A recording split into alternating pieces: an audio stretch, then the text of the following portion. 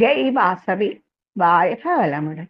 நற்பவி நற்பவி ஜெய் ஸ்ரீராம். ஓம் தம் தனபதயே நமஹ.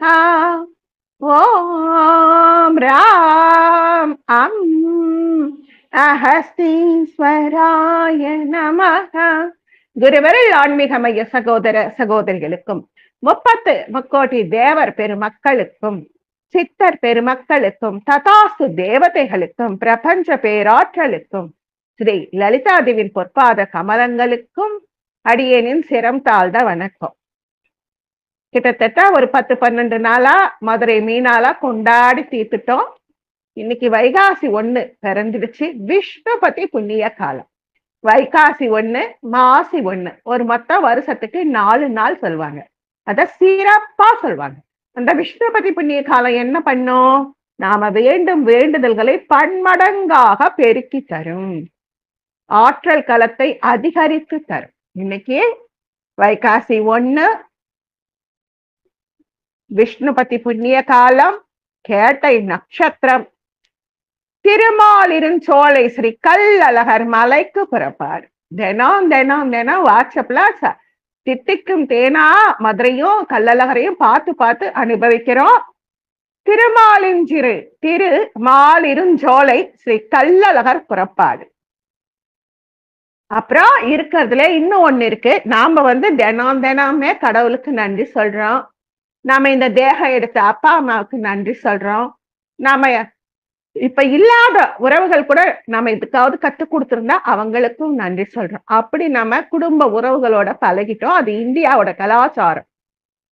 புதுசா கண்டுபிடிக்கிற அப்படி உலக குடும்ப தினம் அப்படின்னு ஒண்ணு வச்சிருக்கிறாங்க. அது இன்னைக்காப்பா எல்லாரும் உலக குடும்ப தினத்தை கொண்டாடிக்கோங்க. இன்னைக்கு ஸ்ரீ லலிதா தேவி சோபானம்.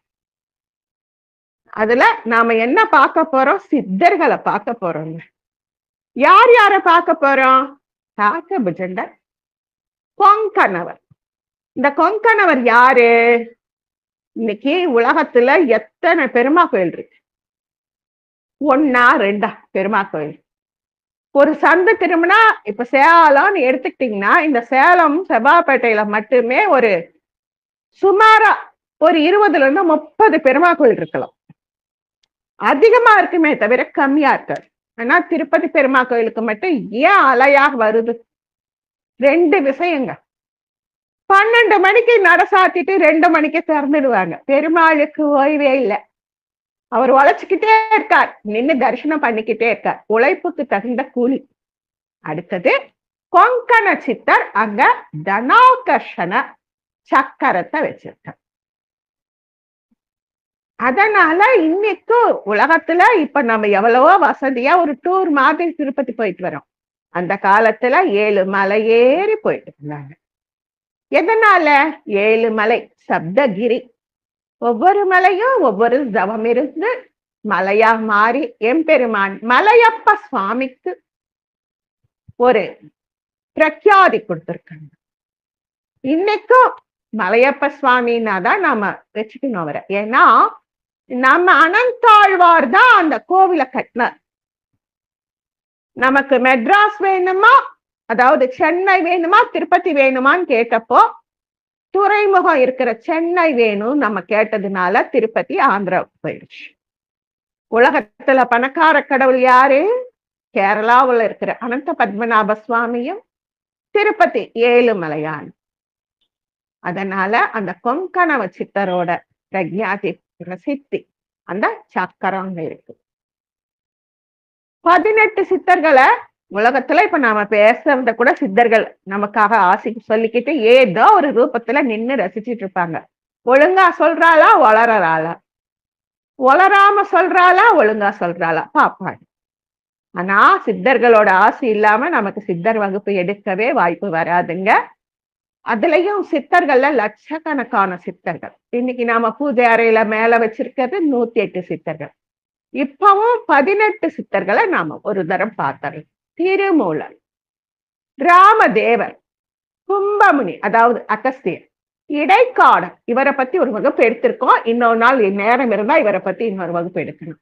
தன்வந்திரி, நம்ம எம்பெருமான் இருக்காரு பாத்தீங்களா, ஓம் விஷ்ணு ரூபாய வித்மஹி அமிர்த கலசஹஸ்தாய தீமஹி தன்னோ தன்வந்திரி பிரச்சோதயாத். அந்த தன்வந்திரியின் பெயரை கொண்ட ஒரு சித்தரும் இருந்திருக்கார். வான்மீகி, கமலமுனி, போகநாதர், குதம்பை சித்தர். ஏன் குதம்பை? அவர் பாட்டுல குதம்பாய் குதம்பாய்னு சொல்வார். குதம்பாய் அப்படின்னா பெண் அப்படின்னு ஒரு அர்த்தம். அந்த காலத்துல ஆண்களும் பெண்களும் காதணிகளை அணிந்தார்கள். அந்த காதணிக்கு குதம்பை அப்படின்னு ஒரு பேர். மச்சமுனி, கொங்கணவர், கொங்கணன், கொங்கணவர்னு சொல்றாங்க, கொங்கணர்னு சொல்றாங்க. பதஞ்சலி, சித்தருக்கெல்லாம் சித்தர் பதஞ்சலியும் வியாக்கிரபாத மகரிஷியும் தான். நந்தி தேவன், போத குரு, பாம்பாட்டி சித்தர், குண்டலினிய உயிர்ப்பித்து ஒரு பாம்பு மேல ஏறுற மாதிரி நமக்கு சொல்லி கொடுத்தவர் பாம்பாட்டி சித்தர். சட்டை முனி, சுந்தரானந்த தேவர், கோரக்கர், இப்படி நிறைய பேர் இருக்காங்க. நாம 18 சித்தர்களை இன்னைக்கு முன்னிறுத்திருக்கிறோம். கொங்கண சித்தர் சித்திர மாசம் உத்திராட நட்சத்திரத்துல அவதரிச்சாராம். 800 வருடம் 16 நாட்கள் வாழ்ந்திருக்கிறார். இவருடைய சமாதி 5 இடத்துல முக்கியமானதாக திருப்பதியில இருக்கிறதா சொல்றாங்க. இத்தனை தரம் நாமளும் போறோம், ஒரு தரமும் அவரை நம்ம பார்க்க முடியல. அடுத்த தரமாவது திருப்பதி போகும்போது இவருடைய சமாதியை தரிசிக்கக்கூடிய பாக்கியம் கிடைக்கும். இப்ப பறவை அப்படின்னா நமக்கு என்ன ஞாபகம் வரும்? தேசிய பறவையான அழகான மயில். எங்கேயாவது ஒரு தோட்டத்துக்குள்ளார போனா கூ கூ அப்படின்னு கூவுற குயில். நம்ம வீட்டு மாடியில பறந்து வந்து இறை எடுக்கிற புறா. பச்சை வண்ண மேனியும் சிகப்பு வண்ண அழகும் கொண்ட கிளி. நம்ம வீட்டுல வந்து முட்டை வச்சு குஞ்சு பறிச்சு கூட்டிட்டு போற சிட்டுக்குருவி. மைனா, பறவைனா நமக்கு இதெல்லாம் தான் ஞாபகம். எல்லா பறவைகளும் நல்ல பறவைகள். ஆனா நம்ம காக்கம் இருக்கு பாத்தீங்களா, அதுக்கு ஈடு இணை உலகத்துல யாருமே கிடையாதுங்க. இன்னைக்கும் நாம சாதம், டிஃபன், அவருக்கு பிடிக்கலன்னா பிஸ்கட் கொண்டு போய் வச்சா ஒரு ஓரப்பறவை பார்த்துட்டு அதை தண்ணியில முக்கி எடுத்துட்டு சாப்பிட்டுட்டு போகக்கூடிய ஒரு புத்திசாலி. குச்சிகளை வச்சு கணக்கு போடுவாங்களாம். அவங்கள எதுலயாவது மாட்டிக்கிட்டாங்கன்னா ஒரு குச்சி எடுத்து அந்த கதவை திறந்து வெளியே வரக்கூடிய அளவுக்கு புத்திசாலி. இருக்கிறதுலே ரொம்ப சுத்தமான பறவை. நாம சொல்றோம் ஊரின் தோட்டி காக்கை. இந்த ஊர்ல என்னென்ன அழுகி கிடக்குதோ எல்லாம் அவங்கதான் சாப்பிடுவாங்க. ஆனா காலையில கூட்ட விட்டு கிளம்பும் போது குளிப்பாங்க, மாலையில கூடு அடைய போகும்போதும் குளிப்பாங்க. காகங்கள் இணை சேர்வதை யாராலும் காண முடியாது. அப்படி காண்பவன் பேரரசன் ஆவான். அதனால காக்க புஜண்டருக்கு இருக்கிற பிரக்ஞாதியும் பிரம்மா விஷ்ணுவுக்கு கூட கிடைக்காத ஒரு பிரக்ஞாதியும் காக்க புஜண்டருக்கு கிடைச்சிருக்கு. இவர் யுக யுக யுகமா சிரஞ்சீவிங்க. நாம சொல்ற அப்படி அஸ்வத்தாமா, பலராமர், இந்தமா பரசுராமர், இவங்கெல்லாம் ஹனுமன், இதெல்லாம் சிரஞ்சீவின்னா இந்த கிருத்தயுகம், திரேதாயுகம், துவாபரயுகம், கலியுகம் முடிஞ்சதும் மறுபடியும் இவங்க ஒரு சத்துர்யுகம், ஒரு மகாயுகம் வரும் பொழுது அவதாரம் பண்ணி காக்க புஜண்டர் மறைவதும் இல்லை, பிறப்பதும் இல்லை. ஏன் அப்படி சொல்றோம்? இவருக்கு 4-5 இடத்துல அதிஷ்டானம், அதாவது சமாதி இருக்கு. திருச்சியில இருக்கிற உறையூரில் கூட இருக்கான். ஏன் இவருக்கு இவ்வளவு பிரக்ஞாதின்னா, காக்க புஜண்ட சித்தர் சிவபக்தர், தீவிர சிவபக்தர். அந்த சிவன் மேல இருந்த பற்று காரணமாக அவர் அவிட்ட நட்சத்திரமா மாறிட்டாராம். இப்போ நம்ம அம்மி மிதிச்சு அருந்ததி தெரியுதா அப்படின்னு ஒரு நட்சத்திரத்துக்கு ஒரு பிரக்ஞாதி சொல்றேன். கடல்ல கப்பலோட்டு மாலுமிக்கு துருவ நட்சத்திரம் தெரியுதா அப்படின்னு கேட்கிறோம். அது மாதிரி இவரே அவிட்ட நட்சத்திரமாக மாறிட்டார். காக்கபுஜண்டர் யாரு? எவ்வளவோ பிரளயங்கள் இந்த உலகம் கண்டிருக்கு. ஒவ்வொரு பிரளயம் நடைபெறும் பொழுதும் மகா கைலாயத்தில், மேரு பர்வதத்தில், இந்த பூலோகத்துல இருக்கிற பூ கைலாயம் இல்லைங்க, மகா கைலாயத்தில் உச்சியில இருக்கக்கூடிய மேரு பர்வதத்தில் வடமுகாக்னி அப்படின்னு சொல்லக்கூடிய அந்த அக்னி பர்வதத்தில் ஒரு அந்த பர்வதத்துல அக்னி பர்வதம் எரிஞ்சுக்கிட்டே இருக்கும் இன்னைக்கும், என்னைக்கும். நேற்று இன்று நாளை அந்த அக்னி பர்வதம் எரிஞ்சுக்கிட்டே தான் இருக்கும். அந்த அக்னி பர்வதத்துக்கு நடுவுல ஒரு உயரமான இலைகளோ தலைகளோ கிளைகளோ அற்ற ஒரு கொம்பு, ஒரு குச்சி அல்லது ஒரு மரம், எப்படி வேணா வச்சுக்கலாம். ஒரு மரம் இலையோ கிளையோ காயோ கனியோ தராது. ஒரு பட்டுப்போன சொல்லக்கூடாது, ஒரு உறுதியான வைரம் பாய்ந்த ஒரு மரம். அதோட உச்சியில தான் அவர் இன்னைக்கும் இருக்கார். காக்கபுஜண்டர் ஏன் அப்படியான? ரோமச மகரிஷி தந்தை. காக்கபுஜண்டரோட பையன் பேரு ரோமசா. ரோமசன்னா அவருக்கு தனியா ஒரு கதை இருக்கு, அதை ஒரு நாள் பார்த்துக்கலாம்.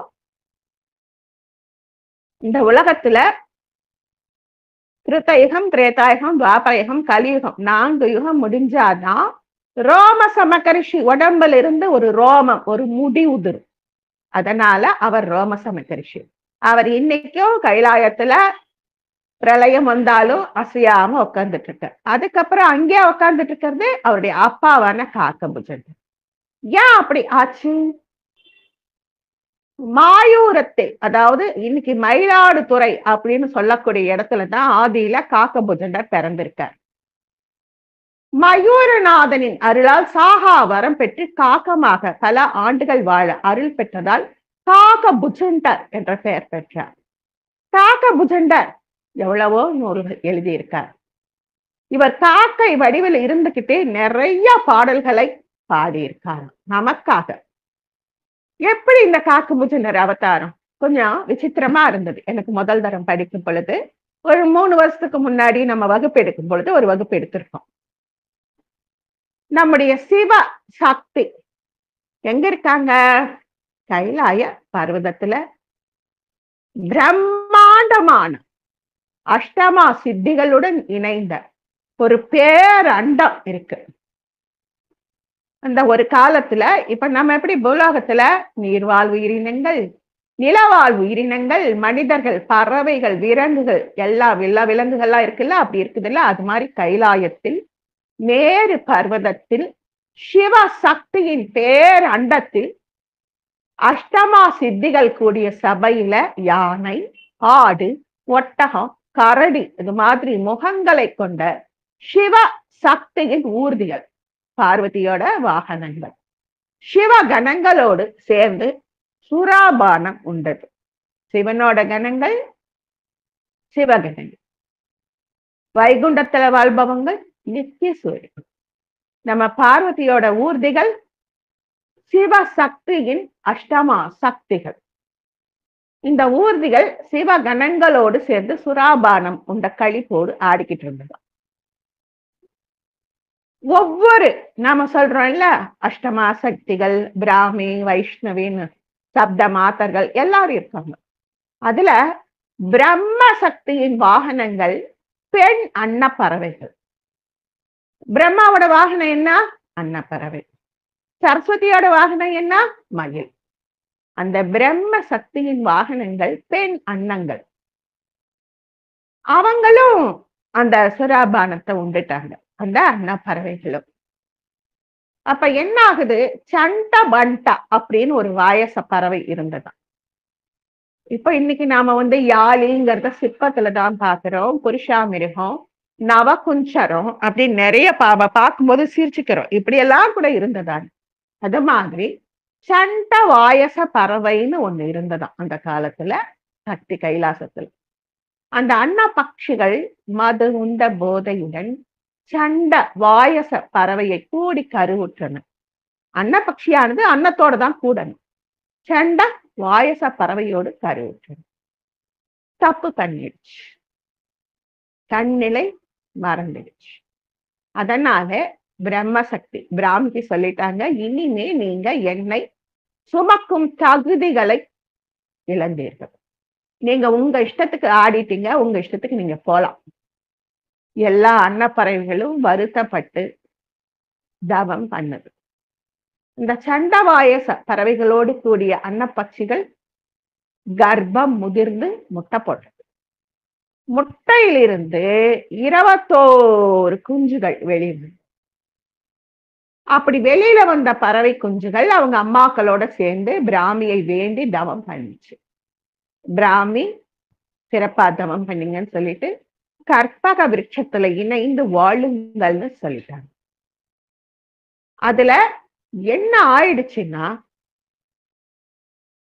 அந்த பிரம்ம வாயச பறவைகளோடு கூடி கழித்த போது, சக்தி கணங்கள் ஆனந்த கழிப்பில இருந்த போது, அந்த நடனத்தை சக்தி லோகத்தில் இருந்த அன்னப்பறவைகள் ரசித்து சண்டவாயச பறவைகளோடு சேர்ந்து நடனம் ஆடி மகிழ்ச்சியுடன் இருந்தப்போ, சிவனின் சிரசில் இருந்து சந்திரனின் கலை ஒன்று ஒரு காகமாக வடிவெடுத்தது.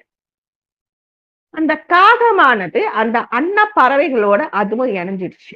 எப்படி அன்னப்பறவையானது சண்ட வாயச பறவைகளோடு கூடி கழித்ததோ, அதுல ஒரு அன்னப்பறவையானது காகத்துடன் கூடி கழித்தது. மது உண்டதுனால தன் இனமா வேற இனமான்னு ஒண்ணும் தெரியல, கூடி கழிச்சிருச்சு. அந்த அன்னப்பறவையும் கர்ப்பம் அடைந்து 21 முட்டை வச்சிருச்சு. 20 அன்னங்களும் ஒரு காகமும் பிறந்து. அந்த காகம் பிறந்ததுமே என்ன ஆயிடுச்சு, சிவனோட சிரசுல இருந்த சந்திர கலையிலிருந்து வந்ததுனால ஒரு சித்தராக மாறிடுச்சு. ஒரு சித்தராக மாறி பூ ஜண்டர், அதாவது புனிதமான ஜனனம் எடுத்த பூ ஜண்டர், புஜண்டர். காக்கா புஜண்ட சித்தர். நினைச்சா காக்காவா போவார், நினைச்சா சித்தரா போவார். இந்த சித்தருக்கு ஒரு வாரிசி அப்படிங்கிற ஒரு சித்தர் நண்பரான.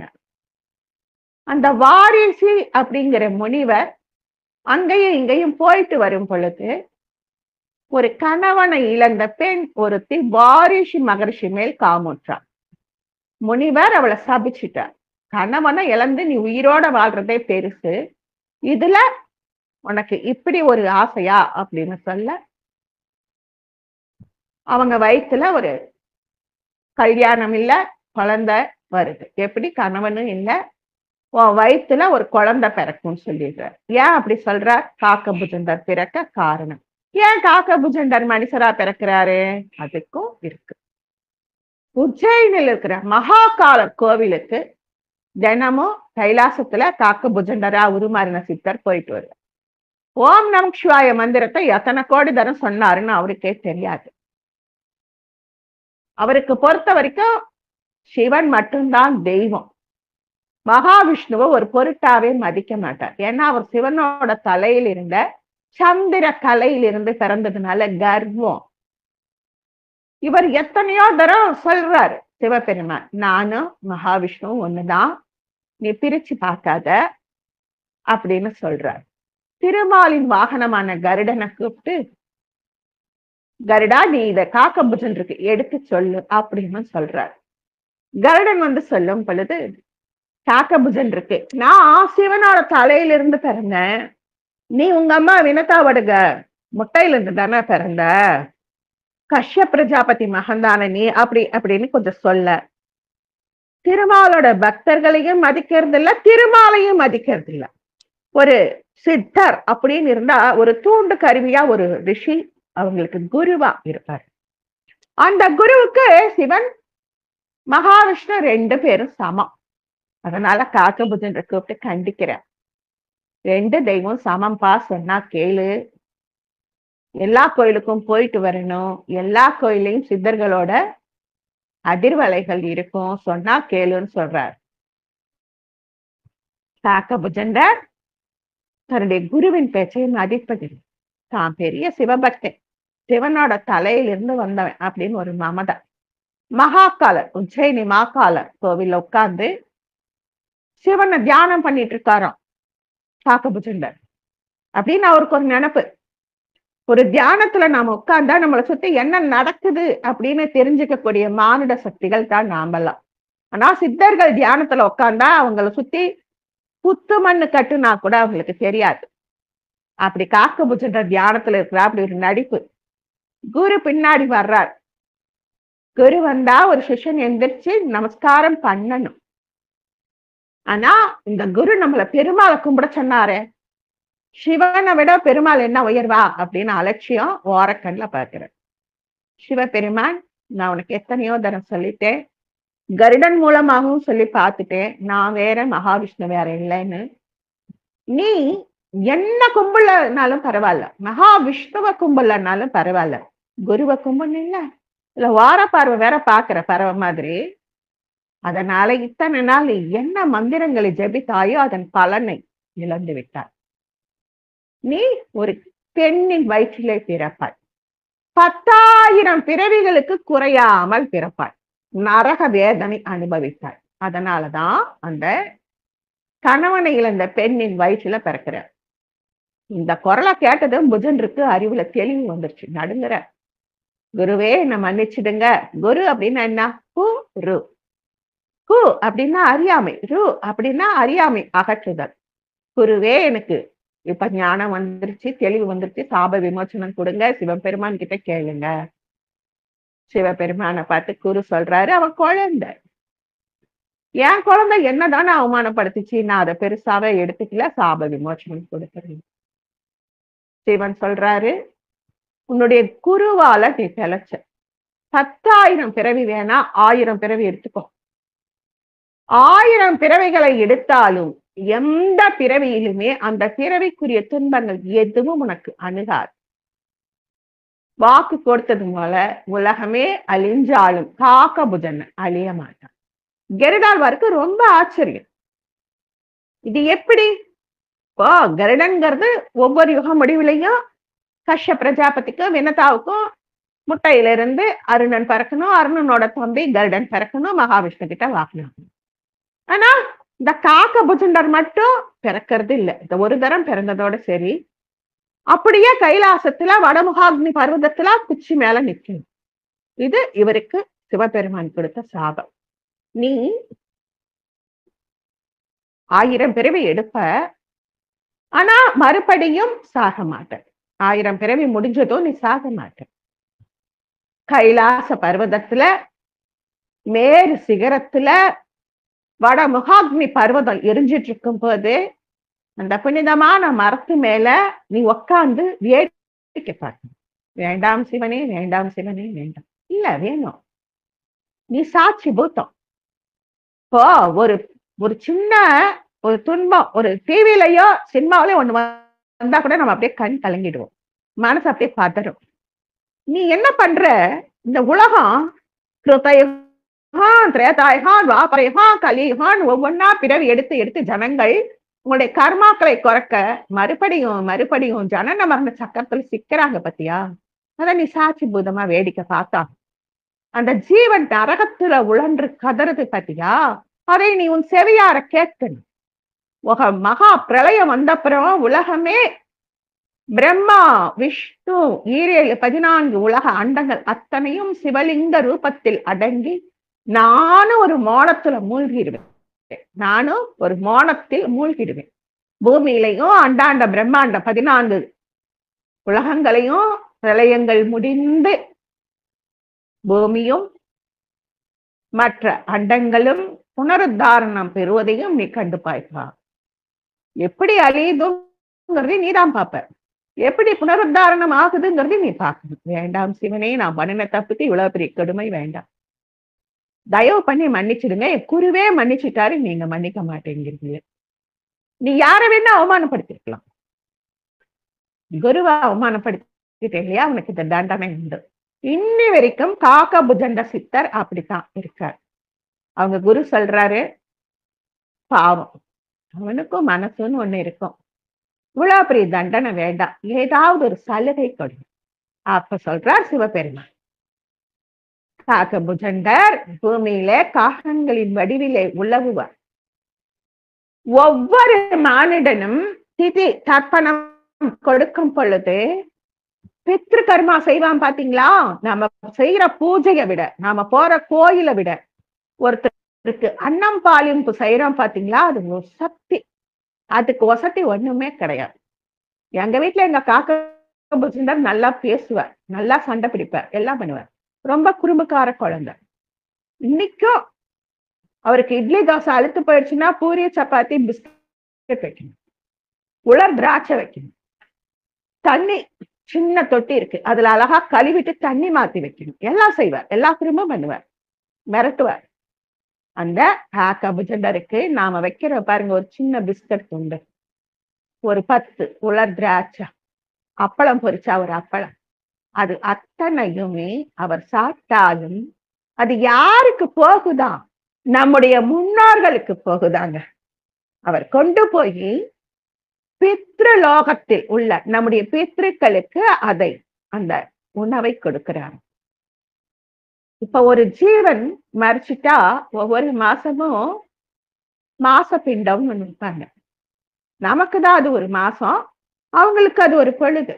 நம்முடைய ஒரு வருடம் தேவர்களின் ஒரே ஒரு நாள். நம்ம 12 பிண்டம் வச்சுட்டு வருஷாப்தின்னு ஒண்ணு செய்வோம் பாத்தீங்களா? அதுக்கப்புறம் ஒவ்வொரு வருடமும் திதி தர்ப்பணம் கொடுக்கணும்.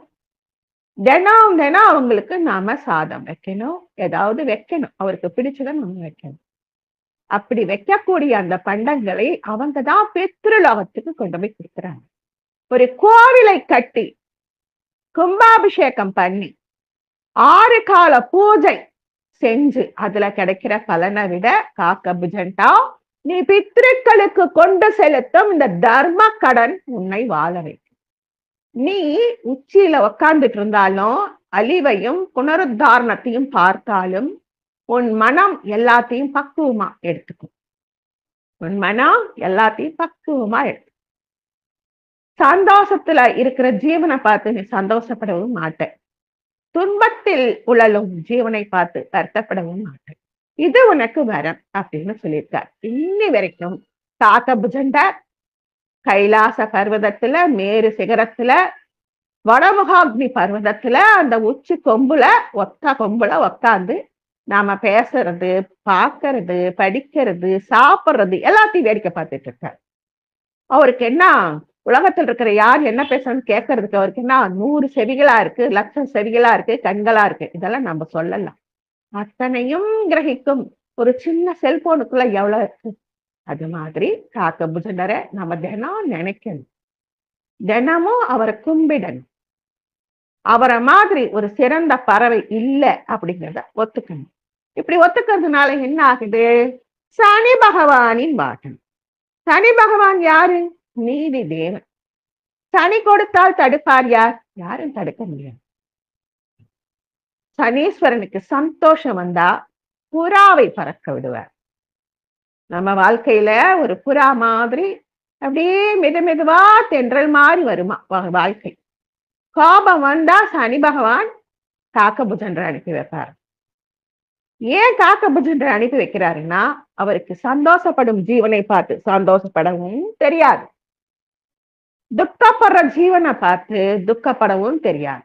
சரி சமம்.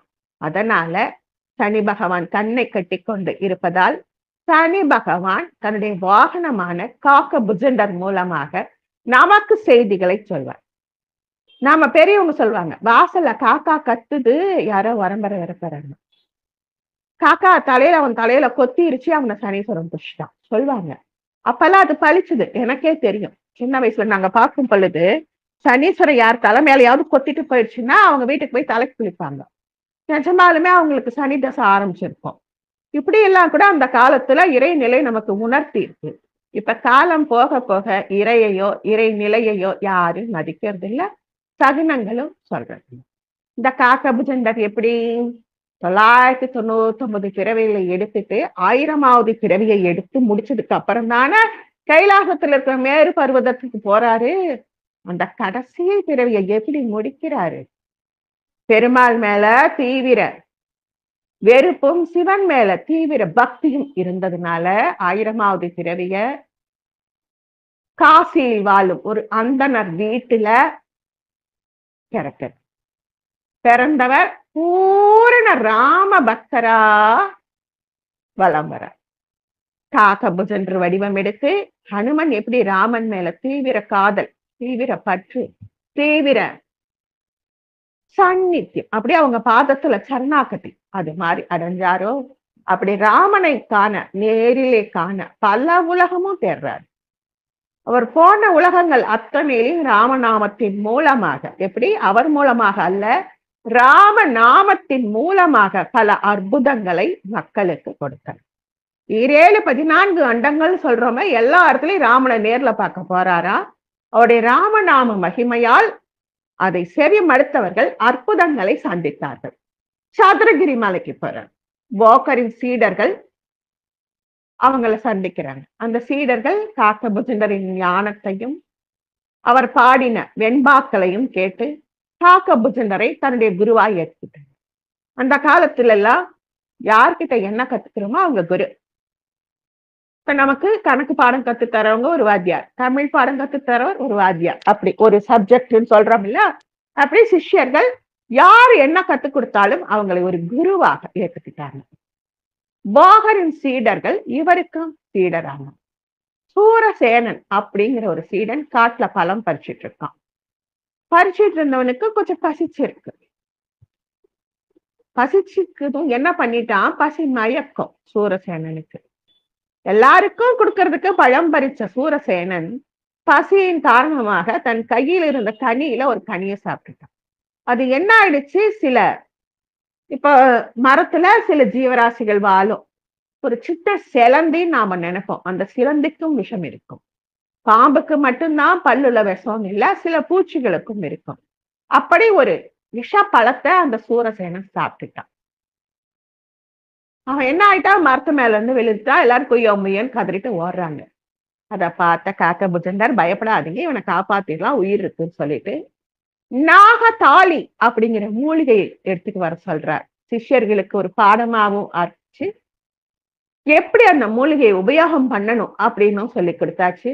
அந்த விஷக்கனியை சாப்பிட்ட சூரசேனனுக்கு நாகதாளி மூலிகையை கொண்டு வைத்தியம் பண்ணி உயிர் வர செய்தார். இப்படி நிறைய நிறைய நிறைய இவர் பண்ணினதை பார்த்துட்டு எல்லாரும் இவரை கொண்டாட ஆரம்பிக்கிறாங்க. ஆனா இவர் பற்றற்று இருக்கிறார். ஒரு பொண்ணை பார்த்தாலே இந்த பொண்ணோட கர்ப்பத்துல இந்த குழந்தை, அந்த குழந்தை ஆனா பெண்ணா அப்படிங்கிறத கண்டுபிடிச்சிருவார். இந்த உலகத்துல இப்பதான் நாம நினைச்சா அப்படி மழையும் வெயிலும் மாறி மாறி வருது. அந்த காலத்துல 6 ருதுக்களாக உலகத்துல ஒரு வருஷத்தை 6 ருதுக்களாக பிரிச்சிருந்தாங்க. இன்னின்ன ருதுக்கள்ல இந்த மாசங்கள் இன்னின்ன நடக்கும்னு எல்லாம் சொல்லுவாங்க. அத பரிபூர்ணமாக இவர் சொல்லினார். இவர் நட்சத்திரங்களில் அவிட்ட நட்சத்திரமாகவும், அவிட்ட நட்சத்திரத்தின் அதிபதி ஆகவும், அவிட்ட நட்சத்திரமே இவருடைய நட்சத்திரமாகவும் ஆயிருக்கு. கடைசி காலத்தை, அதாவது 1000வது பிறவியை திருச்சியில் உள்ள உறையூர்ல கழிச்சதா சொல்றாங்க. அடியேன் ஒரு தரம் சொல்லியிருக்கேன்.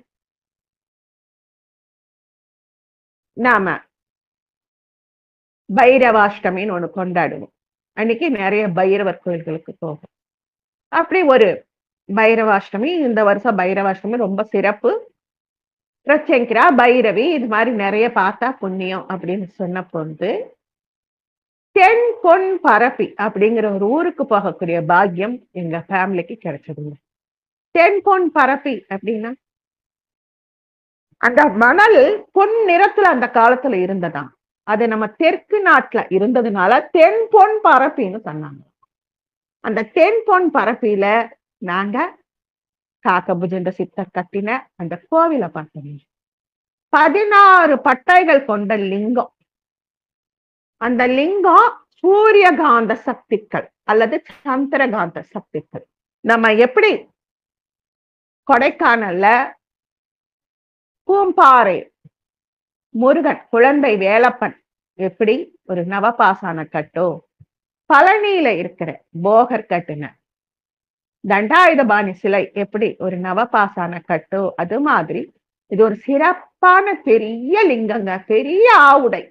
என்னமோ தெரியல, அன்னைக்கு எங்களை உள்ள அலோ பண்ணாங்க. எல்லாரும் அந்த லிங்கத்தை சுத்தி வளம் வரக்கூடிய அளவுக்கு அந்த கருவறையும் இருந்தது.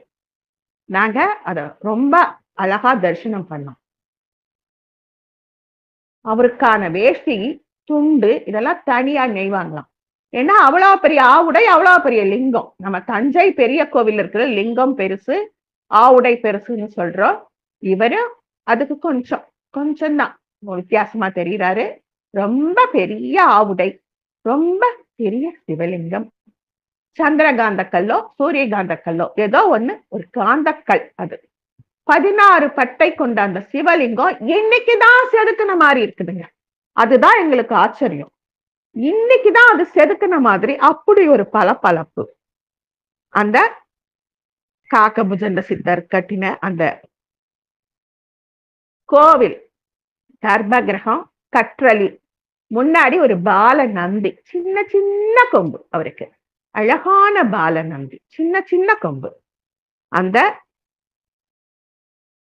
கர்ப்ப கிரகத்துக்கு கற்சுவர் கட்டி இருப்பாங்க இல்லையா, அந்த கற்சுவர்ல அவருடைய மனைவி பகுலா தேவியோட அவர் புடைப்பு சிற்பமா நான் பார்த்தது இன்னைக்கும் என் கண்ணுல இருக்குதுங்க. நான் எப்பயுமே கொஞ்சம் கோவில்னு இருந்தா என்ன ஏதுன்னு விவரமா கேட்டுக்குவேன். அவருடைய அதிஷ்டானம் கோவிலை விட்டு தள்ளி அவருடைய சமாதி இருக்கு. இப்போ நாம தியானம் பண்றவங்களுக்கு தெரியும், துரியம் ஏறிட்டோம்னா இறங்க முடியாது, சாமானியத்துல இறங்க முடியாது. அந்த துரியத்துல இருந்து இறங்க நம்ம மனச குண்டலினியில இறக்கி சாந்தி தவம் சொல்லி நாக்க ஒரு தரம் காயகல்பம் போட்டு மூச்சு பயிற்சி பண்ணி என்னென்னமோ பண்ணணும் சமயத்துல. சில சமயம் தானாவே துரியம் இறங்கிடும், சில சமயம் துரியம் இறங்கவே இறங்காது. அப்படி ஒரு அரிய துரியாதீதத்துல காக்கபுஜண்டரோட புடைப்பு சிற்பம், அவருடைய தலை அப்படியே பின்னாடி சாஞ்சி இருக்கு. அவ்வளோ துரிய காலம் ஏறிடுச்சு அவருடைய தேகமானது.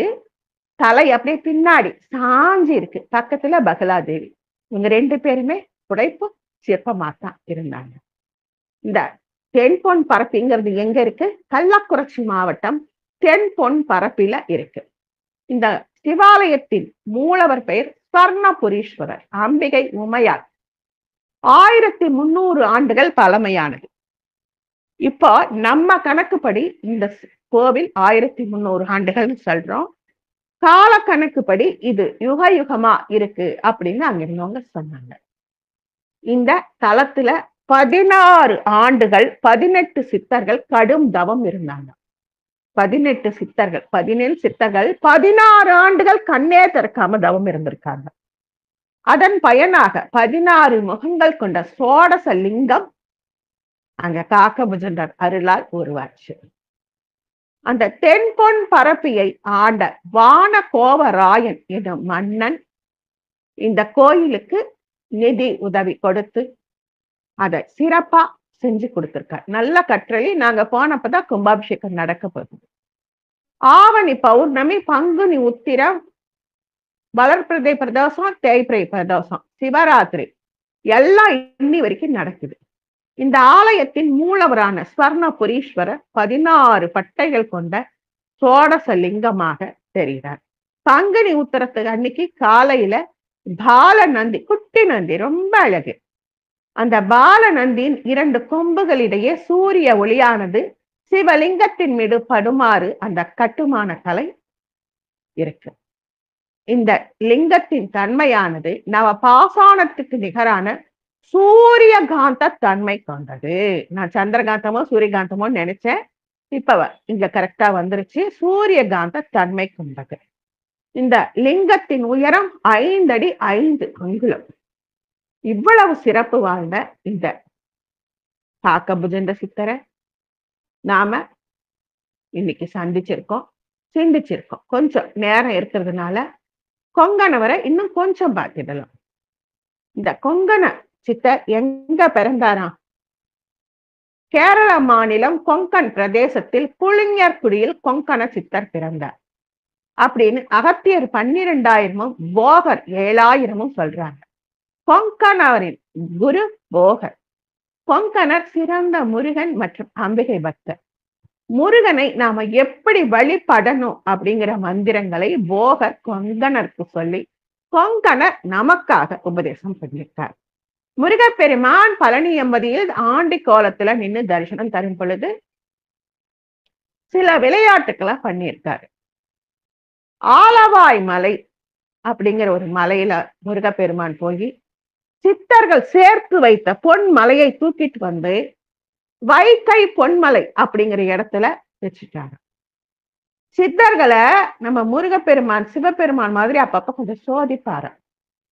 முருகன் பழனியை விட்டு இடம் மாறி ஆலவாய் மலையில வந்து உட்கார்ந்துட்டார் அப்படின்னு அறிந்த போக புதிய மூலவராக நவபாசானத்தால் ஆன இன்னொரு சிலையை வடிச்செடுத்தார். பொங்கனவரை கூப்பிட்டு ஆலவாய் மலைக்கு போய் முருகன் என்ன பண்ணிருக்கான்னு பார்த்துட்டு வா. கொங்கணவர் போய் பழனியிலிருந்து ஆலவாய் மலைக்கு வந்து முருகப்பெருமானை சந்திச்சு கொஞ்சம் தவம் புரிஞ்சு அங்கிருந்து வைகை பொன்மலை போய் அங்குள்ள குகையிலே சுமார் 300 வருடங்கள் தவம் புரிந்து முருகப்பெருமானை தரிசித்து மறுபடியும் நீங்க பழனியில வந்து உங்களுடைய அருட்கொடைய கொடுக்கணும் அப்படின்னு கேட்டாராம். அதுக்கப்புறம் அங்கிருந்து ஊதியூர் வந்து அங்கிருந்து பழனி வந்து போகரை கண்டு முருகப்பெருமான தவம் புரிஞ்சு என்னென்ன நடந்ததுன்னு சொல்லியிருக்காரு. மறுபடியும் இந்த கொங்கணவர் பயணம் மேற்கொண்டு இறுதியில் திருப்பதி திருமலாவில் சித்திரை மாதம் உத்திராட நட்சத்திரத்தில் ஜீவ சமாதி அடைந்தார். அப்புறம் திருப்பூர் மாவட்டம் ஊதியூர் மலையில் கொங்கண சித்தரில் தவ பீடம் இருக்காம். இது தமிழ்நாட்டின் புகழ்பெற்ற புனித தலங்களில் ஒன்று. கொங்கண சித்தர் தமிழ்நாட்டில் உள்ள பல தலங்களுக்கும் தவம் பண்ணியிருக்கார். திருப்பதியில ஜீவ சமாதி ஆயிருக்கார். அவர் தங்கி இருந்த மற்ற இடங்களில் முக்கியமானவை பழனி, வையப்பமலை, ஆலவாய் மலை, சங்ககிரி அப்படின்னு சொல்றாங்க. இவருக்கு ஏன் கொங்கணர்னு பேர் வந்துச்சுன்னா அவங்க இனத்தோட பெயர் அப்படியும். கொங்கண சித்தர், கொங்கண நாயனார், கொங்கண நாதர் அப்படின்னு சொல்லுவாங்க. கொங்கணர் திருவள்ளுவரை சந்திச்சு அவருக்கு சிஷ்யராகவும் இருந்திருக்கார். போகருக்கும் சிஷ்யரா இருந்திருக்கார். இந்த கொங்கணவர் வைத்தியத்துல, ரசவாதத்துல, யோக நூல்கள், யோகம்னா நம்ம எப்படி யோகம் பண்ணணும், எந்த திசையில எந்த ஆசனம் போட்டு உட்காரணும், நம்முடைய நெற்றிக்கண்களை எப்படி நாம பார்க்கணும், அது மாதிரி நிறைய விஷயங்களை கொங்கணர் நமக்காக கிபி 7ஆம் நூற்றாண்டுல சொல்லி கொடுத்துட்டு போயிருக்காரு. இந்த கொங்கணர் அடிப்படையில் ஒரு இளவரசர். கொங்கு நாட்டில் மகாராஜன் என்னும் மன்னனின் ஒரே மகன். ஒரு பக்கம் இவர் கேரளாவுல பிறந்தார், புளிஞர் குடியிலங்கிறாங்க. இன்னொரு பக்கம் கொங்கணவர் ஒரு ராஜாவோட பையன். 16 வயசுலயே காடு மலையெல்லாம் சுத்தி வரணும் அப்பாவை கேட்டாரு. அப்படி அவங்க அப்பா சரின்னு சொன்னதுனால இவர் பூவலம் அப்படிங்கிற அந்த பூவலத்தை மேற்கொண்டு மலை மற்றும் காடுகளை சுற்றி தன்னுடைய கண்களில் படும் பறவை, விலங்கு, செடி கொடிகள் அனைத்தையும் வாளினால் வெட்டி வீசி எரிஞ்சுக்கிட்டே வந்த சேர்ந்த இடம் தான் ஊதியூர் மலை. நம்ம கொங்கணவரை பத்தி ஒண்ணு சொல்வாங்க, கொக்கென்று நினைத்தாயோ கொங்கணவான்னு. எந்த ஒரு ரிஷிக்கும் பக்குவம் வர்ற வரைக்கும் இப்படி செடி கொடியை வெட்டுறது, பறவைகள் விலங்குகளை வெட்டுறதெல்லாம் பக்குவம் வர்ற வரைக்கும் தான். பக்குவம் வந்துருச்சுன்னா அந்த செயலை செய்ய மாட்டாங்க. எல்லாத்துலயும் ஜீவன் உண்டு, அவங்களுக்கும் வலிக்கும் அப்படின்னு புரியும். கொங்கணவர் அந்த பக்குவத்தை அடைய ஒரு கதை சொல்றாங்க. ஒரு நாள் ஒரு மரத்துக்கு கீழே உட்காந்து தவம் பண்ணிட்டு இருந்தாரு. மரத்து மேல இருந்த கொக்கு அவர் மேல எச்சம் போட்டுச்சு. கண்ணை திறந்து உச்சி நிமிந்து பாக்குறாரு. கொக்க பார்த்ததுமே தவ கனலால எரிஞ்சு விழுந்துருச்சு. சித்தர்களும் ரிஷிகளும் என்ன பண்ணுவாங்க, சமைச்சு சாப்பிட மாட்டாங்க. கனிவர்க்கம், மூலிகை, வேறு, மரப்பட்டை இப்படிதான் சாப்பிடுவாங்க. ஒரு நாள் ஒரு ஊருக்குள்ளார வந்தவருக்கு பசிச்சிருக்கு. ஒரு வீட்டு வாசல்ல போய் பிச்சை கேட்டிருக்காரு. அந்த வீட்டம்மா அப்பதான் புருஷனுக்கு சாப்பாடு போட்டுட்டு இருந்தது. புருஷனை பார்த்துட்டு அப்புறமா தான் சாப்பாடு எடுத்துட்டு வருது. இவ்வளவு நேரம் கடந்தா பிச்சை கொண்டு வருவேன் அப்படின்னு கொங்கணவர் அவர் பார்த்து கோவமா பார்க்க, உடனே அந்த அம்மா கொக்குன்னு நினைச்சியா கொங்கணவா அப்படின்னு கேட்டாலும். அப்பதான் யோசிச்சாராம், தான் என்னதான் தவம் இருந்தாலும், ராஜாவுக்கே மகனாக இருந்தாலும், தன்னுடைய கணவனுக்கான பணிவிடை இந்த பெண் கரெக்டா செஞ்சதுனால கற்பின் திறத்தால் வந்த தன்மை தான் செய்த தவத்தை விட உயர்ந்தது அப்படின்னு புரிஞ்சுக்கிட்டாங்க. இவர் பெயர்ல நிறைய வாழைக்கும்மி இருக்கு. இன்னைக்கு நேரமின்மை காரணமாக எந்த வாழைக்கும்மியும் இப்ப நாம பார்க்க முடியல. இவர் தனி குணம் 200, வாத சூத்திரம் 200, வாத காவியம் 3000, வைத்தியம் 200, சரக்கு வைப்பு 200, முக்காண்டங்கள் 1500, தண்டகம் 120, ஞான வெண்பா 49, ஞான முக்காண்ட சூத்திரம் என்பது கற்ப சூத்திரம். கற்பம்னா வயிற்றுல இருக்கிற கற்பம் இல்லைங்க. இன்னைக்கு விபூதின்னு சொல்லக்கூடிய அந்த ஒரு கன்று ஈன்ற பசுஞானத்துல வச்சு கற்பம் தயாரிக்கலாம். ஒரு பசுமாட்டுக்கு முதல் கன்று காளை கன்றாக பிறந்தால் அந்த காளை கன்றின் சாணத்தை வைத்து விபூதி தயாரிக்கலாம். இதுதான் கற்பம். இந்த கற்ப சூத்திரம் 100, ஒரு பக்தி ஞானம் 21, முதற் காண்ட சூத்திரம் 50, வாழை கும்மி 100, ஆதி அந்த சூத்திரம் 45. நம்ம எங்கிருந்து வந்தோம் அங்கேயே போய் சேரணும். அதுதான் ஆதியும் அந்தமும்.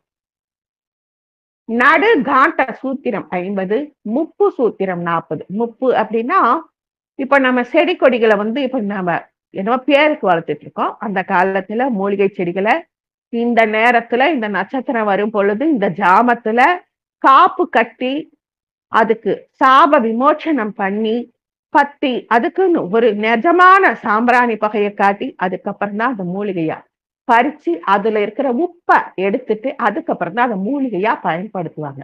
அதுதான் முப்பு சூத்திரம் 40.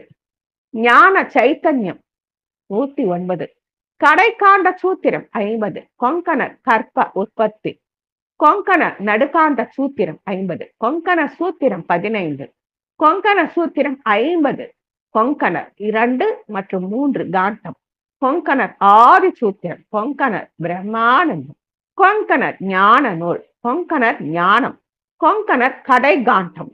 காண்டம் அப்படின்னா நம்ம பாலகாண்டம் சுந்தர காண்டம் சொல்றோம் பாத்தீங்களா, அது மாதிரி காண்டம். கொங்கணர் கடை காண்டம் 40, கொங்கணர் கடை காண்ட சூத்திரம், கொங்கணர் கலைக்கியான சூத்திரம், கொங்கணர் கற்ப கோள், கோள் அப்படின்னா நவகிரகங்கள், கொங்கணர் கற்ப முறைகள். மூலிகையில இன்னைக்கு நாம திரிபலா சூரணம் இதெல்லாம் சாப்பிடுறோமே, அதுதான் அந்த கற்ப முறை. கற்ப உற்பத்தி, கொங்கணர் கற்பம். இது மாதிரி இவர் நிறைய நூல்களை சொல்லிக்கிட்டே இருக்காரு. நமக்கு இன்னைக்கு நேரமின்மை காரணமாக நம்மால முடிஞ்ச வரைக்கும் கொங்கணவரை பத்தியும் நம்ம உலகத்திலேயே சிறந்த பறவையான காக்க புஜந்தரை பத்தியும் அடியேனுக்கு தெரிஞ்ச அளவுக்கு உங்களோட பகிர்ந்துக்கிட்டேன். இவ்வளவு நேரம் பொறுமையா கேட்ட அத்தனை நல் உள்ளங்களுக்கும் பிரபஞ்ச பேராற்றலுக்கும் ஸ்ரீ லலிதாதேவியின் பொற்பாத கமலங்களுக்கும் அடியேனின் சிரம் தாழ்ந்த வணக்கம். வாழ்க வளமுடன். ஜெய் வாசவி. நற்பவி நற்பவி. ஜெய்.